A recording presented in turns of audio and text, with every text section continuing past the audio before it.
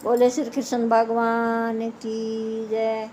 पहले पार्ट में हमने ये सुना था कि मीरा को भूत बंगले से लेके अब वो घर लेके आ गई हैं। आगे की कहानी सुनेंगे। अब उन्होंने जो उसके जेठ थे विक्रमादित्य, उन्होंने एक जो पहले ना सूती कपड़े रंगरेज कहते थे, वो रंग के लाया करते थे, उसमें थोता जैसे लीला थोता गंधक ये सब डाल के वो एक रंग बनाते। और उस रंगरेज से कहा कि ऐसा रंग तैयार करो जहर डाल के कि उसका हरा रंग हो और जहर खतरनाक बन जाए। उससे जहर बनवा लिया और मीरा को ला के दिया कि ले तू अपने गिरधर गोपाल के यहाँ सत्यनारायण की कथा हुई है और ये तुलसी इसमें पिसी हुई है, ये सत्यनारायण का चरनामत है। और मीरा ने खुश होया कि मेरे गिरधर गोपाल की ये चरनामत है, और वो पी गई तो कुछ नहीं हुआ, वो तो अमृत बन गया। गिरधर गोपाल ने तो उसको बना दिया है अमृत। अब ये नहीं मरी, इन्होंने सोचा इसका तो कोई असर नहीं हुआ। अब उन्होंने एक सपेरा बुलवाया, सपेरे से कहा कि इतना जहरीला नाग लाना कि उससे बड़ा कोई जहरीला नाग ना हो। और उसका एक हार बनवाया और उसका फण ऐसे कर दिया कि जैसे मीरा को पहनाएगा और वो उसके माथे में जीभ में ऐसी जगह डंक मारे कि वो पीछे कोई मर जाए गिर जाए, ने ऐसी वो सेटिंग करके आए। अब वो हार पहनाया, अब वो तो मोटे मोटे फूल बन गए और तो अब भी ना मरी। अब उन्होंने क्या करा कि भाई ये कैसे मरे।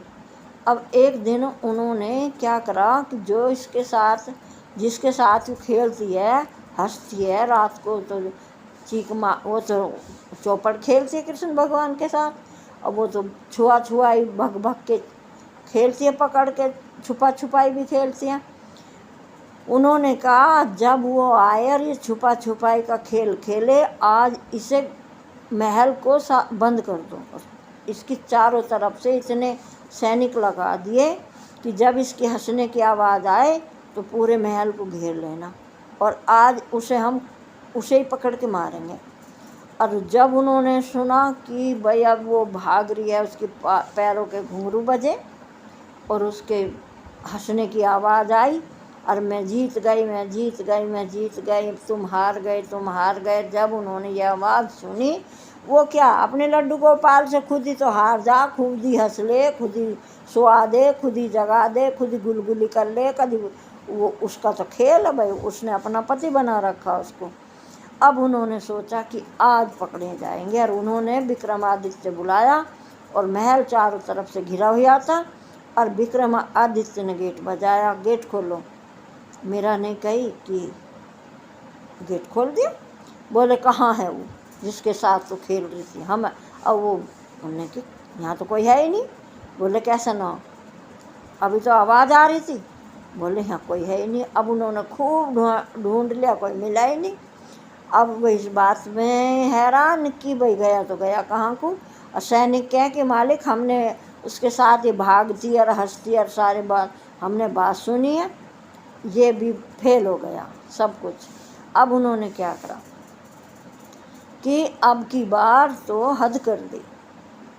क्या हद कर दी कि जब मीरा सत्संग में गई तो वो तो चली गई सत्संग में, इतने में उन्होंने एक गड्ढा खुदवा दिया बहुत गहरा, और उसके ऊपर ऐसी चारपाई डाल दी कच्चे सूत से बना के, और चादर ढक दी, और आएगी मीरा और इस पे सो जाएगी उसके कमरे में। और जैसे ही सत्संग में से आई, और उनने अपने लड्डू गोपाल को कंधे के लगा रखा था जैसे बच्चे को लगा के रखें, और उसने ऊपर से धड़ाम देसी जैसे हारी थकी आई और पलंग पे कूद गई, और उसका आ जाओ सोएंगे। अब वो जो ननद थी और वो विक्रमादित्य था, वो सब झाँक के देख रहे थे। आगे सूत के धागे टूट के ही नीचे गिरेगे और फटाक से इसे दबा देंगे यहीं। अब वो तो खूब कूदे और खिलावे अपने गिरधर गोपाल को, न चारपाई टूटी न सूत टूटा। अब ये भी उनका फेल हो गया। अब क्या हुआ, उनकी सारे में ये बात हो गई कि कोई मीरा नाम की संत, ये जो सेठ लोग हुए ना, ये संतों की पहचान जल्दी करते हैं, और सारे सेठों में ये बात फैल गई। अब जल्दी जल्दी सत्संग करवाने लगे, जिससे सत्संग में मीरा ज़रूर जाएगी, सत्संग में रुकती नहीं, जिससे मीरा के दर्शन हो जाए और उसके सत्संग में यहाँ हमारे चरण रज पड़ेगी। अब वहाँ सारे में बात फैल गई, ये बात पहुँच गई अकबर के पास, कि कोई ऐसी मीरा नाम की संत है कि हम भी उसके दर्शन करेंगे। उन्होंने कहा बीरबल से, बीरबल कोई मीरा नाम की संत है, हमें भी उसके दर्शन करा दे। उसने कि मुझे मरवाओगे, तुम्हारा उनका पुराना दुश्मनी का नाता है, तुम्हारे पिताजी ने उनके पिताजी मार दिए थे विक्रमादित्य के, तो मैं कि तुम्हारे साथ मरने जाऊंगा? नाना बाबा, मुगलों का उनका तुम्हारा इतना पुराना दुश्मनी है तुम्हारी। तो बोले देख, मैं जैसे भेष तू कहेगा मैं ऐसा हिंदू वाला भेष बना लूँगा, पर मैं उसके दर्शन ज़रूर करूँगा। अब वो हिंदू जैसा भेष बना के अकबर और आ गए, और वो जब बहुत लोग मीरा के दर्शन करने आने लग गए थे, और वो सत्संग में आ गया, जैसे सब कुछ न कुछ लेके आ रहे थे भगवान जी के लिए। अकबर ने सोचा मैं तो कुछ लाया ही नहीं, और ये जब मेरी तरफ वो ऐसे सबका ले रही थी, भोग लगा रही थी कृष्ण भगवान को, और उसे दर्शन नहीं हुए। उसने सोचा कि तू अपने गले की माला दे दे, और ये गले की माला देगी तो मेरी तरफ को जब होएगी तो मुझे दर्शन हो जाएंगे। उनने अपने गले की माला दे दी, मीरा ने माला ली, उसे दर्शन हो गए, और वो माला उसने भगवान जी को पहना दी, जो वहाँ भगवान जी विराजमान थे। और सत्संग खत्म हो गया, और वो माला विक्रमादित्य के पहुँच गई। पता लग गया कि ये माला कैसी, उस पर अकबर अकबर लिखा पड़ा था। और जब अकबर ने बताया, मीरा ने उसने बीरबल ने पूछा कि दर्शन हो गए? बोले हाँ हो गए, पर मैं तो कुछ लाया ही नहीं था, मैंने तो अपनी माला ही चढ़ा दी। उसने कि यहाँ से निकल ले, अब तेरी माला पे अकबर अकबर लिखा हुआ, अभी मुझे भी मरवाएगा, तुम यहाँ साथ में जल्दी निकल। अब वो माला पहुँच गई विक्रमादित्य पे, और विक्रम ने सुबेरी देखा, कहा कि दरबार लगेगा और सबको बुलाना, और हम इसे भी बुलाएंगे, इसलिए इसने अपना श्रृंगार नहीं हटाया था कि यूँ हमारे दुश्मन इस अकबर से प्रेम करती है। अब पता चला इसने क्यों नहीं अपना श्रृंगार हटाया, और अकबर इससे मिलने आया। अब ये बात दरबार इकट्ठ लग गया, और मेरा बुला लिया, और मेरा से कहा बता कौन आया था मिलने। बोले मुझे क्या पता भाई, दुनिया आवे हैं सत्संग में, सब आवे हैं भगवान जी के दर्शन करने, मुझे क्या पता कौन आया था। बोले भगवान जी के दर्शन करने आए थे कि तेरे दर्शन करने आए थे? बोले ये बात तुम जानो भाई, मुझे क्या पता कौन आया था। उन्होंने कि लाओ माला निकालो। वो माला निकाली और उसे दे दी अकबर ने अपने मंत्री को। बोले इसे दिखा सब दरबारियों को। और विक्रमादित्य ने निकाली तलवार कि मैं आज इसकी गर्दन अपने हाथ से यहीं काट दूंगा सबके सामने, हमारे दुश्मन से इसका अवैध रिश्ता है। और वो जो मंत्री था उसका उस माला को देखने लगा, उस माला पर क्या लिख रहा, जय श्री कृष्ण जय श्री कृष्ण जय श्री कृष्ण, और कुछ लिख रहा ही नहीं, अकबर वकबर कुछ है ही नहीं। अब वो क्या नाम बता, तू क्या कर रहा है, जय श्री कृष्ण नाम बता, इस पे क्या है। अब हर मोती पे जब तो लिख रहा था अकबर अकबर, अब लिख रहा जय श्री कृष्ण जय श्री कृष्ण। और वो कहे कि हजूर मैं जो है वही बता रहा हूँ, इस पे तो जय श्री कृष्ण लिख रहा है।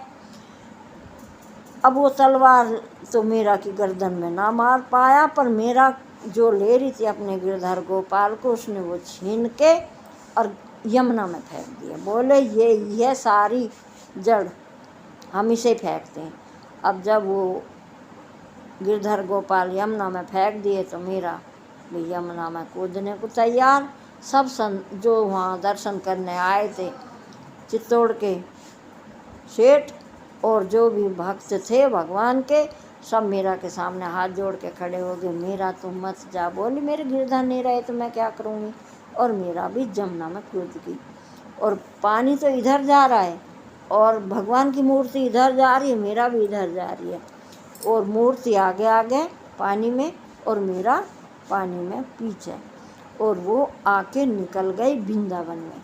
और वृंदावन, आज तो वृंदावन वृंदावन है, उस टाइम तो ये मुगल कोई हमारे भगवान जी के कोई मंदिर या मूर्ति है सब तुड़वा के सैतनैस करते, कुछ बस जंगल ही जंगल है, ये तो कोई पता ही नहीं है कि भैया वृंदावन है। पर मीरा को वृंदावन के बारे में सब कुछ ज्ञान था।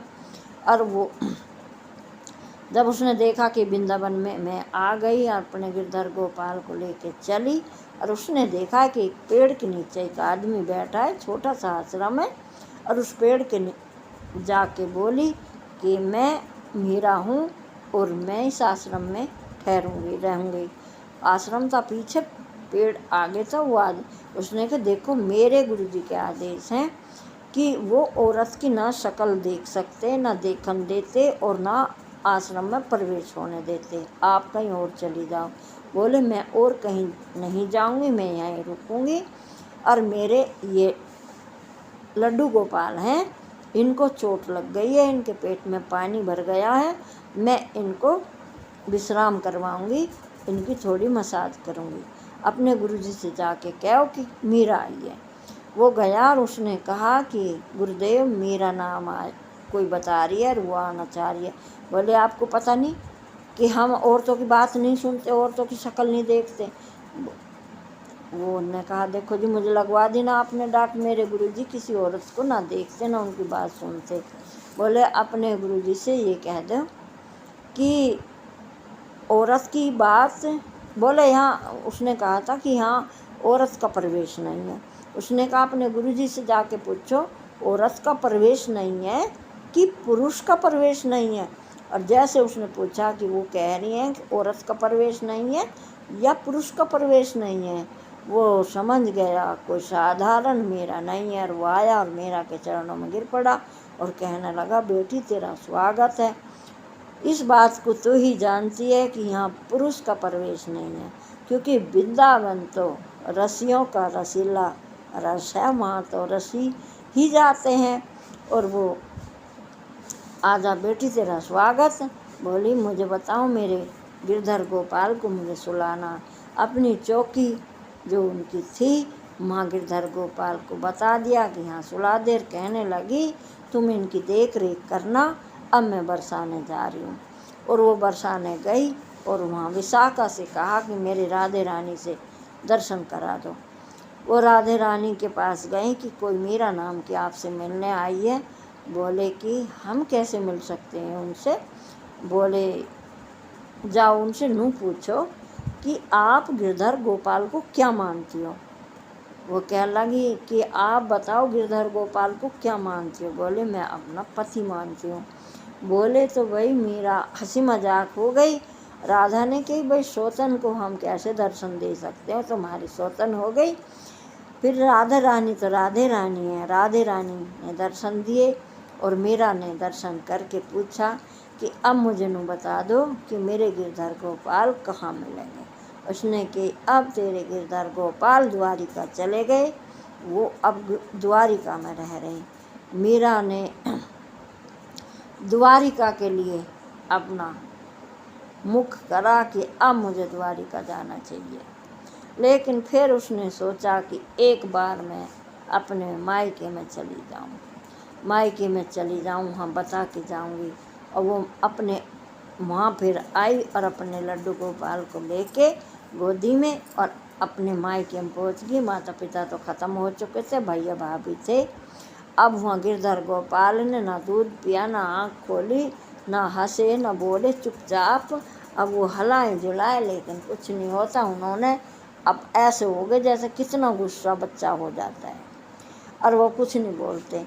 अब वो चिंता में आ गई कि ये मुझसे नाराज़ क्यों हो गए, अब ये मुझसे नाराज़ क्यों हो गए।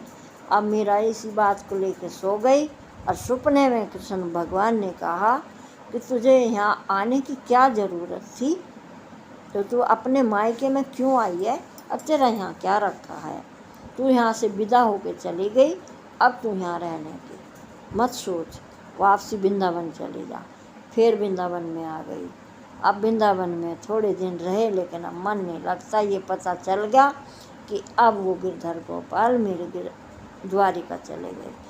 उन्होंने कहा मेरे इस लड्डू गोपाल की देख रेख करना, मैं जा रही हूँ द्वारिका। वो चली गई और इधर चित्तौड़गढ़ में अकाल पड़ गया। न बारिश रही हुई, न कोई अनाज का दाना, और हाहाकार बीच का। सब सेठ विक्रमादित्य के पास आए और कहने लगे आपने संत का अपमान करा है, इसलिए हमारे देश में अकाल पड़ेगा। चलो आप उन्हें मना के लाओ, उनसे माफ़ी मांगो, वो अब कहाँ हैं, उन्हें ढूंढो। विक्रमादित्य ने कहा जरूर, हमसे ये तो भूल हो गई, ना राज रहा ना नाज रहा, कुछ भी नहीं रहा। मीरा के जाते ही वहाँ सब कुछ खत्म हो गया। विक्रमादित्य अपनी सभी सेठों की सेना को लेके और पहुँच गए द्वारिका बूझते। और वो कृष्ण भगवान के मंदिर में मीरा नाच रही थी, गा रही थी, बड़ी सी मूर्ति थी मंदिर में। और वो जब वो गए और वो पीछे हट गई, और वो पैर पकड़ने के लिए आगे बढ़े और मीरा पीछे हटती रही। और वो बार बार सब माफ़ी मांगे कि हमें माफ़ कर दे, अब तू घर चल, अब तू हमारे तो सब कुछ ख़त्म हो गया, हम अब बिल्कुल आप कुछ भी हमारे पास खाने पीने कुछ नहीं बचा, वहाँ तो अकाल पड़ेगा, हमसे बहुत बड़ी भूल हुई। ये बार बार बात कहते रहे, मीरा पीछे हटती रही और भगवान की मूर्ति से टच हो गई मीरा, और भगवान की मूर्ति में समा गई मीरा शरीर सहित ऐसे ही। और विक्रमादित्य की आँख फटी की फटी रह गई कि मीरा दिख रही थी, अब कृष्ण भगवान दिखने लगे। कृष्ण भगवान ने कहा देख तू मीरा से माफ़ी मांगनी चाहता है, हम आप पे इतने, इसलिए आपको हम क्षमा कर रहे हैं कि आपके मन में कम से कम बाद में ये भाव आया कि मीरा भगवान की भगतनी थी, इसलिए हम तुझे बता रहे अगर माफ़ी मांगने चाहते हो तो मेरा मंदिर बनवा दियो जाओ, तुम्हारे को मेरा माफ़ कर देगी। भगवान के शरीर में मीरा ऐसे इसी से शरीर से अंदर समा गई और वृंदावन में मीरा का मंदिर बनवाया आदित्यनाथ ने।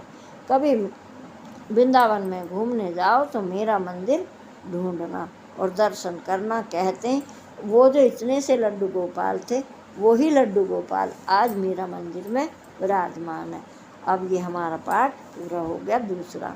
बोलिए श्री कृष्ण भगवान की जय, बोल भक्त और भगवान की जय। राधे राधे।